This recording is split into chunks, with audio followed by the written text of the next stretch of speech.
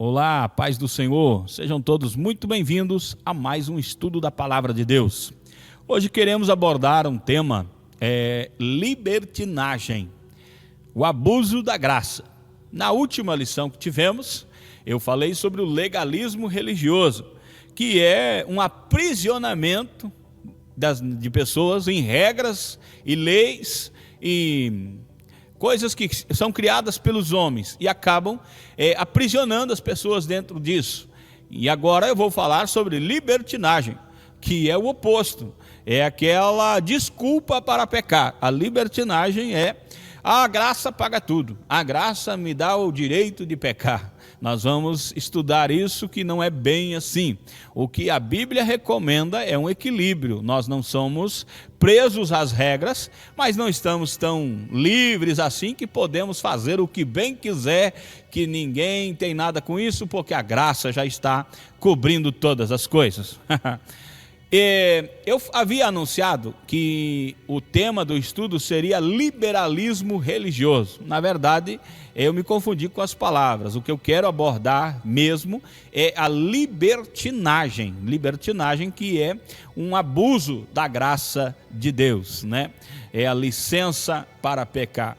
E o liberalismo, o que é o liberalismo? O liberalismo é um movimento que surgiu aí no século XIX, século XX, que tentava adequar a religião ao pensamento moderno, à cultura moderna. Nós estamos aí vivendo no meio do liberalismo teológico, liberalismo religioso, que é outra coisa aí que tenta abordar, né, todas as religiões e tentar fazer um ecumenismo, que tudo está certo, que é uma questão bem diferente do que eu quero tratar. O foco que eu quero trazer aqui é mais central, mais interno, mais dentro da igreja.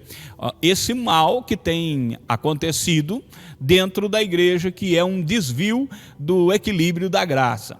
O nosso texto áureo, ele está em Judas, capítulo 1 e versículo 4, onde Judas diz assim: certos indivíduos se infiltraram no meio de vocês, os quais, desde muito tempo, foram antecipadamente pronunciados para esta condenação. São ímpios, transformam em libertinagem a graça de nosso Deus e negam o único e soberano Senhor Jesus Cristo. Como podemos observar, Judas, ele está dizendo: se infiltraram no meio de vocês sujeitos ímpios, pessoas de mau caráter, que estão transformando a graça de Deus em libertinagem. Observe que desde o início a igreja sofre com isso. A igreja primitiva, a igreja do primeiro século, ela já sofria com o legalismo, como ensinei na lição passada, e sofria com a libertinagem também, que era uma distorção da graça. Depois do século IV em diante, a igreja começou a ter ensinamentos para tentar trazer um equilíbrio entre graça e lei. E nos tempos modernos, agora, a igreja contemporânea, a igreja do século XX, século XXI, existe um grande desafio que as pessoas estão trazendo como que uma graça barata. É uma distorção da graça em nome da liberdade. Quero licença para pecar. Então estão distorcendo a graça para poder viver pecando sem medir as consequências. Vamos lá. O que é a libertinagem? O que é libertinagem? Vamos lá. Em primeiro lugar, a palavra ascélgia, que está lá em Judas 1 e 4, que é o nosso texto base, e também em Gálatas 5 e 19, essa palavra ela quer dizer uma conduta desenfreada, é uma vida sem freios morais. Observe, um crente tendo uma conduta desenfreada, uma vida sem freios morais. Em linguagem teológica, nós temos uma outra palavra ali, que é antinomianismo, que é desprezo pela lei moral de Deus em nome da graça. Desprezar completamente a lei moral de Deus, porque a graça me cobre, a graça me dá sustento. Em termos práticos, a libertinagem é usar a liberdade cristã como licença para pecar, como nós vamos ver em Gálatas 5:13 daqui a pouquinho, né? Qualquer pessoa sensata que estiver assistindo esse estudo, ela pode perceber que a Bíblia ela denuncia isso. Então, vamos lá, a denúncia bíblica contra a libertinagem. Nós vamos pegar aqui alguns versículos, como por exemplo, Judas 1:4, que é o que nós lemos no início. Ela mostra que falsos mestres se infiltraram na igreja. Falsos mestres trouxeram falsos ensinos que transformavam a graça em dissolução ou em libertinagem. É uma distorção mortal, ela é um prejuízo federal. E o que acontece quando as pessoas fazem isso? Elas estão negando a Cristo, não em palavras, mas com sua conduta. Elas não estão dizendo, não, eu não sirvo a Cristo. Elas dizem que servem a Cristo, como hoje todos podem ver, eu sirvo a Deus. Mas a conduta moral diz o contrário. O jeito de viver está falando outra coisa. Tipo, Jesus falou assim, ó, pelos seus frutos os conhecereis. Certos crentes dos dias de hoje, mas nem de brincadeira, alguém vai desconfiar, vai supor que ele é um servo de Cristo, porque o jeito que ele anda, o jeito que ele conversa, o jeito que ele se veste, o que ele faz, o que ele usa, aonde ele anda, nunca vai se acreditar que ele é um servo de Deus, que ele tem o Espírito Santo morando dentro dele e que realmente ele vive o Evangelho de Cristo, né? Romanos capítulo 6 e versículo 1 e 2, olha o que Paulo diz lá. Paulo diz assim, ó, que diremos, pois? Permaneceremos no pecado para que seja a graça mais abundante? De modo nenhum. Como viveremos ainda no pecado, nós os que para ele morremos? Então, Paulo está combatendo esse raciocínio de que vamos pecar mais para que a graça aumente mais. Quanto mais pecamos, mais a graça abunda sobre nossas vidas. Isso é um erro fatal, é um erro mortal. A resposta de Paulo está dizendo assim, de modo nenhum, de maneira nenhuma vamos continuar pecando, de maneira nenhuma temos permissão para viver no pecado. Não, porque nós já morremos para o pecado, nós não temos permissão para viver pecando, nós morremos para o pecado. A nossa vida agora é uma vida no Espírito, por isso que a mesma carta de Romanos, ele vai seguindo o raciocínio, e lá no Romanos 8, ele diz, nenhuma condenação há para os que estão em Cristo Jesus, que não andam segundo a carne, mas segundo o Espírito. Ou seja, a lei do Espírito, a vida no Espírito, faz com que a pessoa não viva nesse desejo desenfreado de pecar, mas sim um desejo dentro dele que o chama a viver em santidade, o conclama para estar mais próximo de Deus.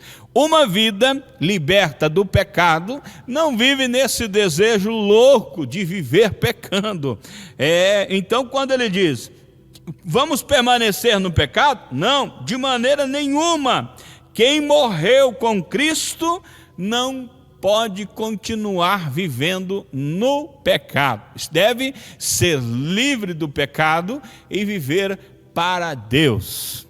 Olha o texto de Gálatas 5:13. Porque vós, irmãos, fostes chamados à liberdade, porém não useis da liberdade para dar ocasião à carne. Sede antes servos uns dos outros pelo amor. O raciocínio de Paulo aqui é claro. Vocês são livres. O Espírito de Deus te dá liberdade. Aonde o Espírito está, aí é liberdade. Vocês estão livres. Mas só que essa liberdade que Deus lhes deu deve ser bem administrada. Não usem a liberdade que vocês têm para pecar. Porque vamos falar a verdade. Muita gente sempre foi assim, desde sempre, né? Muita gente não sabe usar a liberdade que tem. Ou ele acaba pedindo para alguém o aprisionar de uma vez, que ele prefere ser escravo do que ser livre, porque é muita coisa para ele administrar. Ele prefere que outro conduza ele do que ele próprio possa andar com as próprias pernas. Ou então ele, por ter liberdade, acha que pode fazer o que bem entender e acaba extrapolando, acaba excedendo, acaba... Em todas as áreas que você pensar, as pessoas têm dificuldade para lidar com a liberdade, e não é diferente no seio da igreja. Nós estamos vivendo um tempo em que o excesso da liberdade, acabou se tornando em libertinagem, que é o nosso estudo de hoje. Não useis a vossa liberdade de maneira errada. Não façam como os falsos mestres que transformam a liberdade cristã em libertinagem, licença para pecar. Vamos para mais um texto aqui.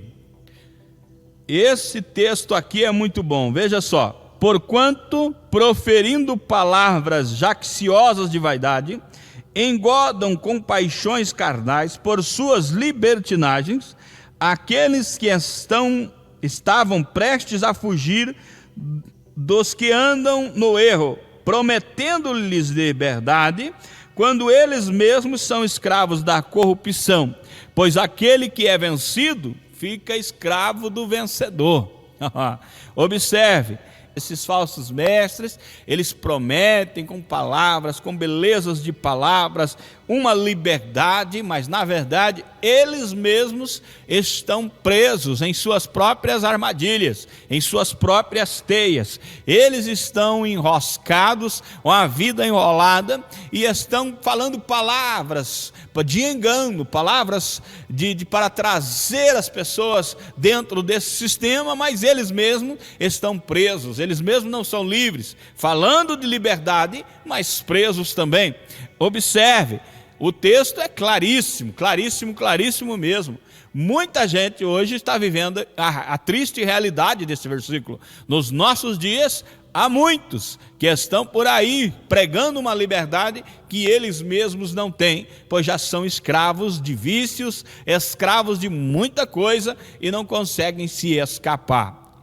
Há líderes eclesiásticos que são escravos de pornografia, de prostituição e de muito mais coisa que nem convém falar agora, que já estão associados a outros movimentos, porque eles dependem dessas coisas, e estão por aí falando de liberdade quando eles mesmos não são livres. Que Deus tenha misericórdia de nós, Eu ainda poderia falar de mais alguns textos aqui, como que Apocalipse 2, 14, versículo 20, onde cita aí os nicolaítas e os adoradores de Jezabel, os discípulos de Jezabel. E claro, isso está no meio da igreja, e só Jesus para dar graça, esse povo que vive essa libertinagem, essa vida de pecado, uma vida corrompida por desejos carnais, paixões carnais, e estão aí achando que está tudo certo, que não tem problema nenhum. Como eu disse no começo, este mal ele existe desde o começo da igreja, desde a igreja primitiva. Na igreja primitiva, nós tínhamos aí falsos mestres, seitas, os gnósticos, os nicolaítas, os discípulos de Jezabel, e também na questão do legalismo nós tínhamos os judaizantes, mas ela foi evoluindo. Na Idade Média já as coisas também existiam, essa libertinagem existia, práticas imorais dentro do clero, indulgências e corrupção. Olha, a igreja já chegou num ponto aonde os líderes da igreja não entendiam nada de Bíblia, mas entendiam muito de corrupção, de política, e mentira, e engano, e trapaça e tudo mais. Era tudo um sistema corrupto, em que as pessoas não sabiam mais, não tinham mais pastores, não tinham mais liderança, estava todo mundo perdido, a missa era toda em latim, uma língua que o povo não entendia, e era uma confusão completa. Graças a Deus que Deus levantou os reformadores que puderam trazer uma luz aí para a igreja, e hoje a igreja está vivendo em um novo tempo. Mas mesmo nos tempos modernos, nós temos aí o liberalismo teológico negando a autoridade da Bíblia e em reação à libertinagem espiritual no meio da igreja. Quando como eu disse, liberalismo e libertinagem são parentes, né?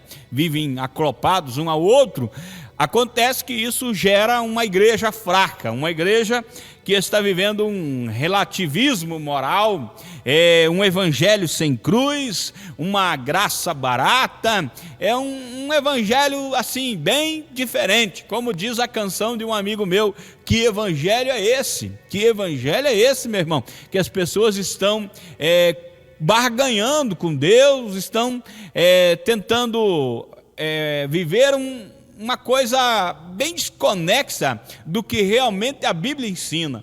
Tem pessoas que acreditam que Deus está no templo, e quando elas vêm no domingo, elas encontram com Deus. Quando elas saem da porta para fora, Deus fica no templo e elas vão viver a vida delas, a vida secular. E daí, domingo que vem, elas vêm de novo ao templo para ter um encontro com Deus. Meu irmão, está totalmente fora do que a Bíblia ensina.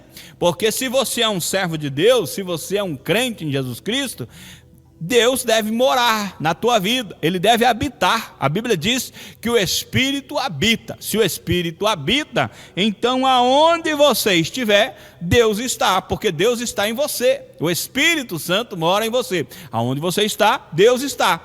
Aonde você está, ali há uma vida de Deus, há um culto a Deus, há um servo de Deus, a obra de Deus. Até domingo passado eu preguei aí numa igreja e eu falei sobre isso, que tempos atrás cada casa de crente era uma igreja. Aonde morava um crente, havia lugar para Jesus curar, Jesus batizar, Jesus libertar.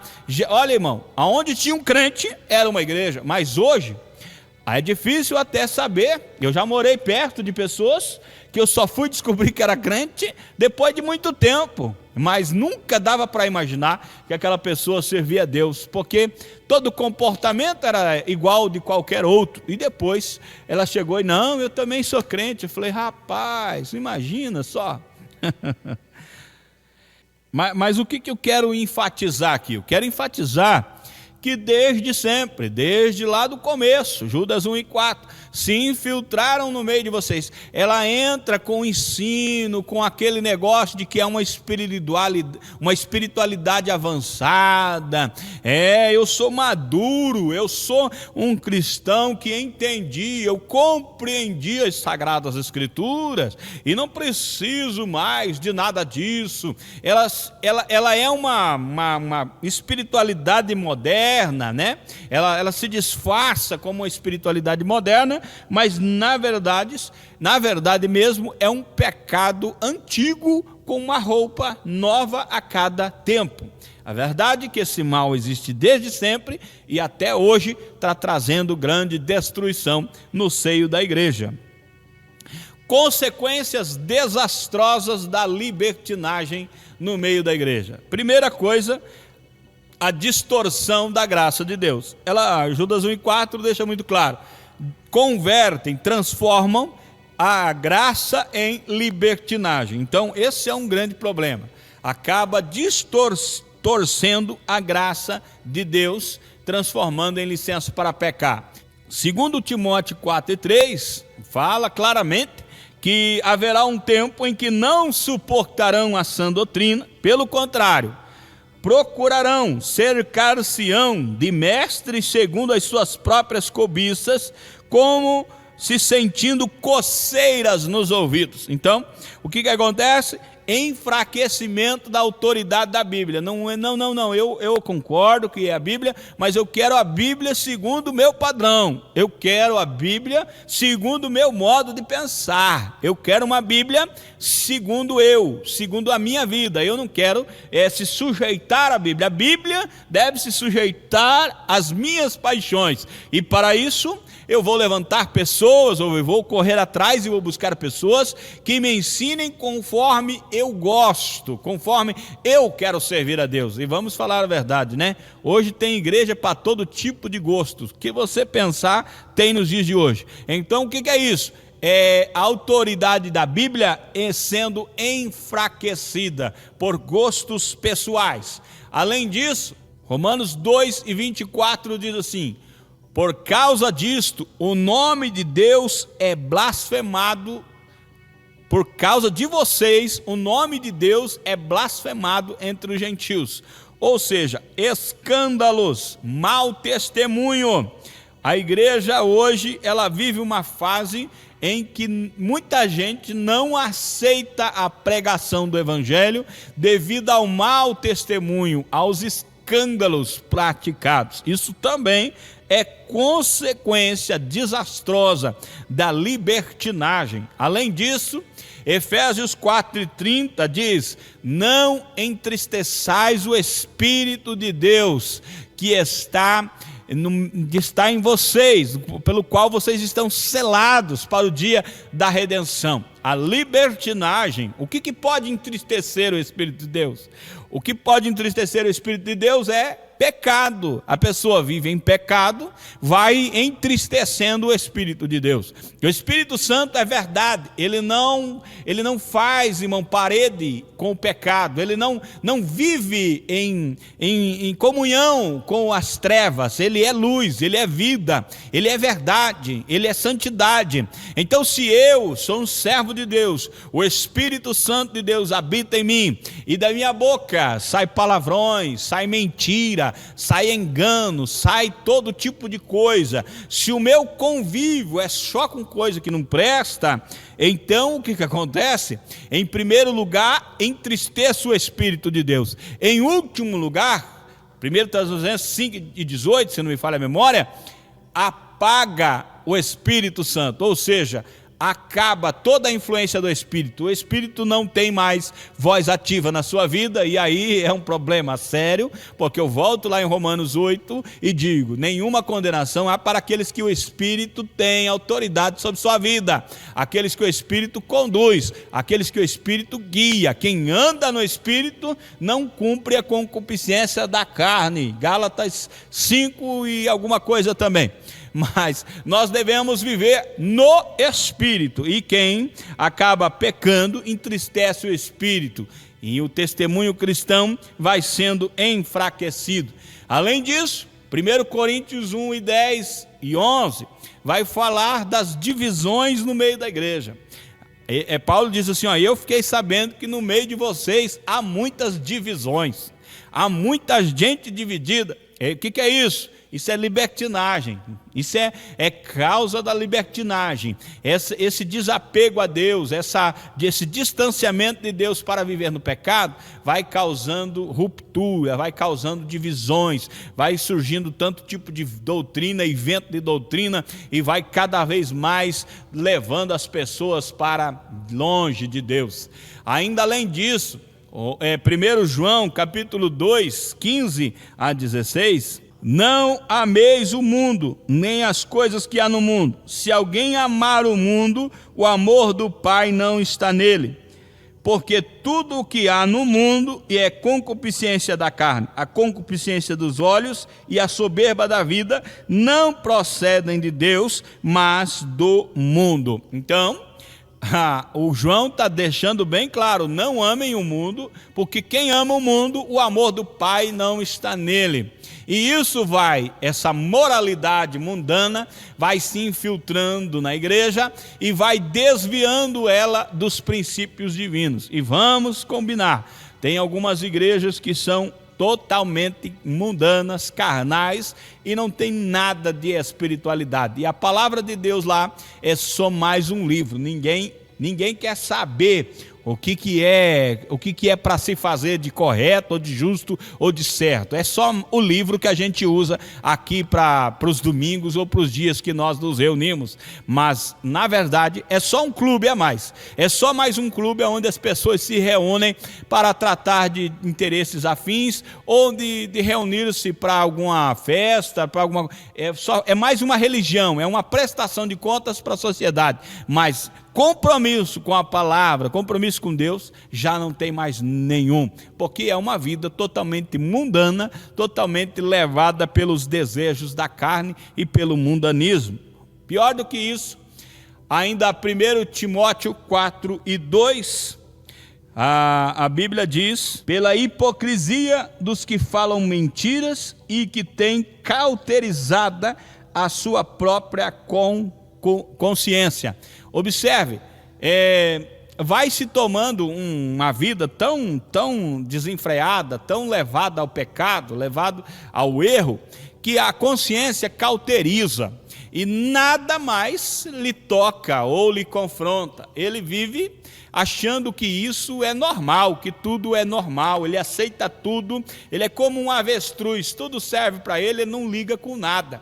Ele não tem mais sensibilidade. Uma vez eu vi um pastor ensinando que a consciência do cristão, a sensibilidade do cristão, tem que ser como um pezinho de uma criança recém-nascida. Aquela pelezinha bem fininha, qualquer coisa que você encosta, ela sente. Qualquer coisa que você encostar, ela sente. Se você pegar uma agulha e cutucar ali o pé de uma criança recém-nascida, é lógico que ela vai puxar o pé, porque ela sente na hora que alguma coisa espetou o pé. Mas hoje nós estamos vivendo um tempo em que o pé dos crentes hoje, a sensibilidade dos crentes hoje, é como o pé daquele moço que vive lá no meio do mato, que ele anda sempre descalço e vai criando uma crosta debaixo do pé, que ele pode pisar em cima de caco de vidro, pode pisar em cima de toco, pode pisar em cima de qualquer coisa, que ele não sente mais nada, porque já está acostumado a pisar por cima de tudo. Nós estamos vivendo nessa época aí, dificuldade, nada mais penetra o coração de ninguém. Pode pregar o que se pregar, as pessoas não ligam com o que está sendo pregado. Eu vi uma vez David Wilkerson dizendo que a igreja dos Estados Unidos era como uma parede e a mensagem era como se fosse uma bola de beisebol. Aí o pregador prega a mensagem, é como se ele joga a mensagem, a bolinha na parede, ela volta para o pregador, porque lá ninguém recebe nada. Eu vou dizer que a igreja do Brasil está na mesma situação em muitos lugares. Pregar a mensagem, pode pregar o que pregar, irmão, pode se esforçar, pode jejuar um mês, pode orar o jeito que for, e pode trazer a mensagem do jeito que você quiser. A igreja escuta e diz: boa mensagem, pregador, muito bom, se esforçou bastante. Mas eles não mudam de vida, eles não se adequam ao que eles ouviram, eles simplesmente levam aquilo como mais uma mensagem que foi pregada.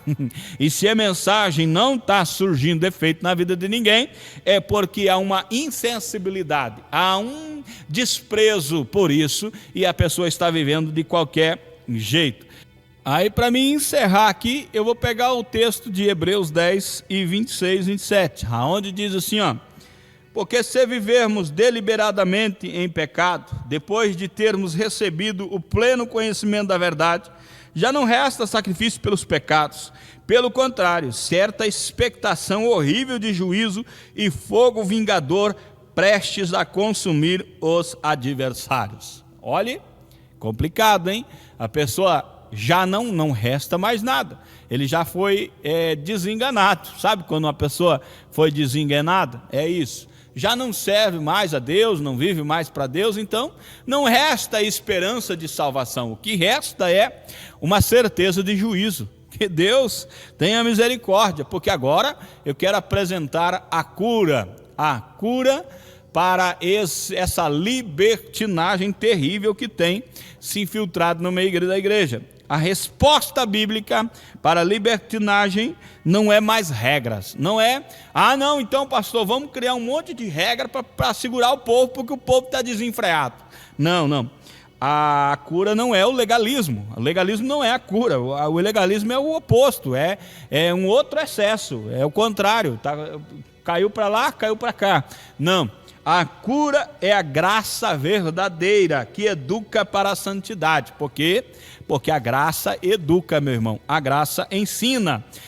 Lá em Tito 2, 11 e 12 diz: a graça de Deus se manifestou, trazendo salvação a todos os homens, ensinando a renunciar à impiedade e às paixões mundanas e a viver de maneira sensata, justa e piedosa neste mundo presente. Então, a graça não só salva, ela se manifestou trazendo salvação, mas também salva, mas depois ensina a renunciar à vida de pecado. Então, a graça educa. Deixe-se educar pela graça de Deus. A verdadeira graça de Deus, ela é muito importante. Só a graça pode curar-nos deste terrível mal que tem acontecido. Deixe a graça de Deus ensinar. Mas vou trazer aqui um papel prático, o papel dos líderes. Os líderes devem ensinar fielmente a palavra de Deus. Você que é líder, tem uma igreja, estude a palavra e ensine a palavra do jeito que ela é, não pendendo para um lado da balança ou para outro lado da balança, nem para o legalismo, nem para a libertinagem. Tenha equilíbrio. Ensine a palavra de Deus do jeito que ela é, com equilíbrio. Mas mais importante do que ensinar é dar exemplo de santidade. Você é líder, viva em santidade. Viva de maneira que as pessoas possam observar o teu testemunho e dizer: eu quero ser como aquele homem, eu quero ser como aquela mulher. É isso que a igreja está precisando.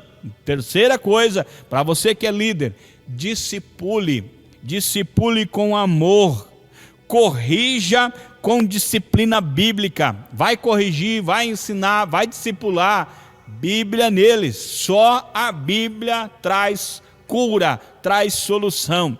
Eu lembrei agora de uma passagem no Antigo Testamento, não me lembro a referência, mas o servo de Eliseu foi fazer uma comida para os servo do profeta, e ele colocou um veneno na panela. E quando aquele veneno na panela foi comido, as pessoas começaram a passar mal. Começaram a todos a passar mal e clamaram a Eliseu. Aí Eliseu veio, trouxe farinha, jogou na panela e disse: agora podem comer, porque já não há mais morte na panela. Então as pessoas comiam e não fazia mal. Hoje nós estamos vivendo essa situação. Há morte na panela. E o homem de Deus, você que é um servo de Deus, que é um líder, que é alguém que Deus confiou para esta posição, ensine o equilíbrio da graça. Ensine a verdadeira palavra de Deus. E então não há mais morte na panela. Então não há mais legalismo desenfreado e nem libertinagem, que é a licença para pecar.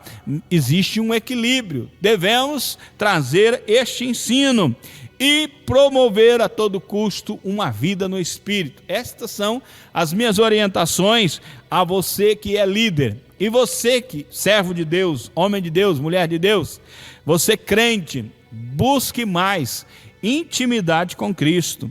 Busque viver mais íntimo de Deus aonde quer que você esteja. Não é só na igreja, meu irmão. É lá no seu trabalho, é lá na escola, é lá na sua casa. Aonde você estiver, tenha mais intimidade com Deus. Busque também viver em comunhão com a igreja. A igreja não é só para o fim de semana. Tenha mais ligação com os irmãos. Procure ter mais comunhão com o pastor, com os obreiros da igreja, com pessoas que podem te ajudar no seu crescimento espiritual. Também vigia contra o mundanismo. A Bíblia sempre diz: vigiai e orai. Se os crentes já não estão orando, imagine quanto que eles estão vigiando. Precisa-se de vigilância. Vigia mais, vigia e ora, mas vigia mais, porque você precisa vigiar, porque senão o mundanismo vai tomar conta. Valorize a santidade e pratique o arrependimento. Sempre esteja buscando estar mais perto de Deus, dia após dia. Nós vamos concluir então que na atualidade a libertinagem apresenta uma ameaça à integridade da fé, distorcendo a verdadeira graça e comprometendo o testemunho cristão. Nós estamos vivendo esse perigo terrível na atualidade, porém Judas e Paulo, eles nos ensinam e nos alertam que nós devemos buscar viver em santidade e harmonia com a verdadeira graça de Deus. E a verdadeira cura está no equilíbrio, evitando tanto o legalismo quanto a libertinagem, buscando uma vida transformada pela cruz. Então, para hoje é isso, né? Para o estudo de hoje é isso. Nós temos aí que buscar então viver um equilíbrio da graça, um equilíbrio verdadeiro em Deus. Na próxima terça, querendo Deus, nós vamos estar abordando aqui o tema pragmatismo, né? O que dá certo é o que deve ser feito, o que não dá, nós não fazemos. Então, isso aí também é um mal no seio da igreja e nós vamos estar estudando isso na próxima terça. Deus abençoe, em nome do Senhor Jesus.